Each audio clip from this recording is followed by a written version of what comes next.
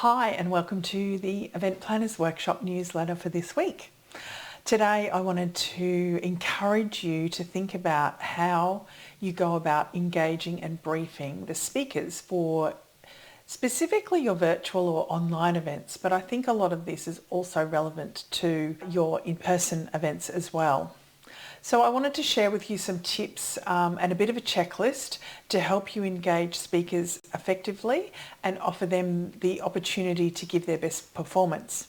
Because that's what we want to do. We want to create an environment where the people who are presenting on your behalf on stage, engaging with your audience and giving them that outcome that they've paid for, you need to create the kind of environment that gives them the opportunity to do their best work. So here's what I would encourage you to do. So first of all, I think you should give them a briefing call. You should call, if not individual speakers, try and get everybody together so you can get a common outlook for your event, for everybody that's involved in your event. So organise a pre-event check-in call with all the key players in your event, including your speakers, and the agenda should look something like this. So you should have introductions, so it's really handy if everybody knows who people are working with. Give everybody an overview of the event, including the purpose, objectives, and audience overview. So it's really important that they know why they're there, what you're hoping to get out of the event, and what's the kind of audience that they're working with. Give them a little bit of demographic.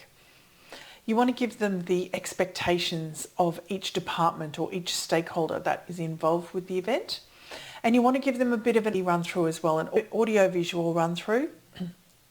Discuss any technology requirements and preferences and help people understand how it's going to work, how the technology is going to work and how it best suits them, and make sure you give them an opportunity to ask questions.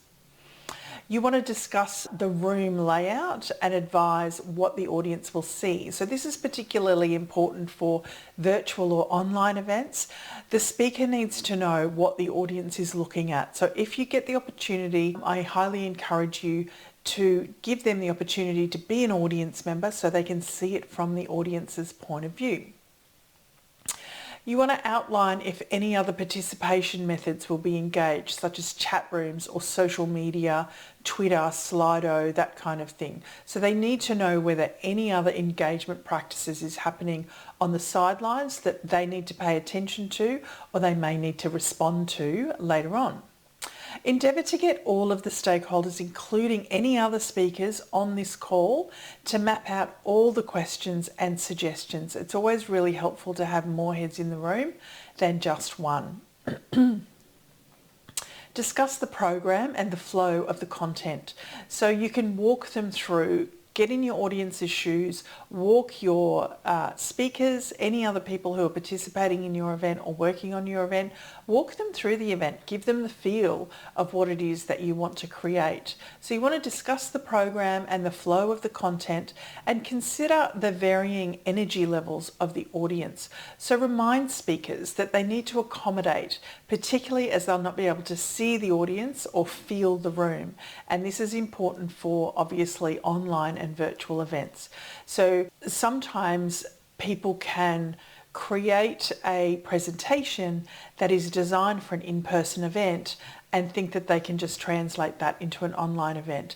And that's not necessarily the case. Oftentimes those kind of presentations can be either hard to digest or they can be a little bit boring. So you need to be able to discuss that program and articulate to your speakers what it is that they're going to be working. Ask the speakers if they intend to offer any handouts or downloads from their website. Endeavour to view these if you can, and if possible you want these to be distributed from your website as opposed to the speaker's website. You don't really want to be sending people off onto other websites away from your own. You want to run through any pre-event promotion and opportunities to cross-promote. If you have a look at most of the speakers' LinkedIns, you'll find that they're very well connected. So it's always a good idea to give them a few posts for them to be able to share that they're going to be speaking at your event. Again, that is relevant for online and in person. Discuss any sponsor obligations and or deliverables. So they need to know if you've made any promises to any sponsors that they are going to be mentioned, for example, if they have an opportunity to do a speech. If it is an online or virtual event, have you promised to sponsor an ad in the middle of a presenter's presentation? So you need to think about whether the speaker is going to be okay with this context, because sometimes people may not agree with the various companies that come on board as sponsors. So that's a whole other conversation, but just be cautious that not everyone is going to love who you've got on board as sponsors, and it's always the best idea to let everybody know what's happening and what the expectation is. You also need to advise any speakers if there's any infomercials, if you've promised anybody any infomercials in the middle. So if you're pre-recording, for example, think about it like a television show. If you're pre-recording and the speaker has no idea that an infomercial, for example, possibly for a competitive product, may be going to be advertised in the middle of their speaking slot, or perhaps something that they don't necessarily agree with. So make sure you advise any speakers of any infomercials or sponsor messages that will be scrolling across the screen as well as they are presenting, because again, they may not be able to see that. And discuss any ad breaks or live crosses you intend to do throughout the event. Really treat your speakers, if you can, like rock stars. Imagine you're putting on the biggest band in the world.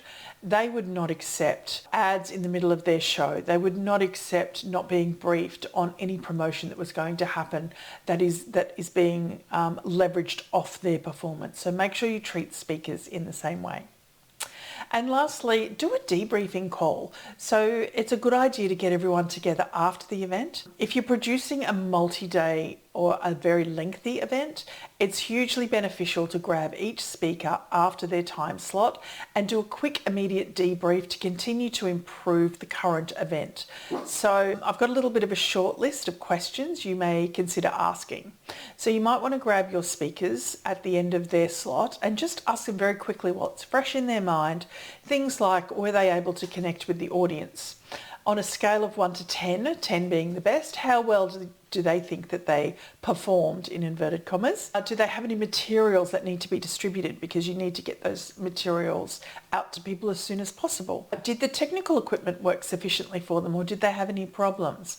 Were they able to get assistance when they needed it? Was there anything that you could have done to make their experience better? Again, think of them like rock stars. It's really important to create an environment that gives them the opportunity to do their best work.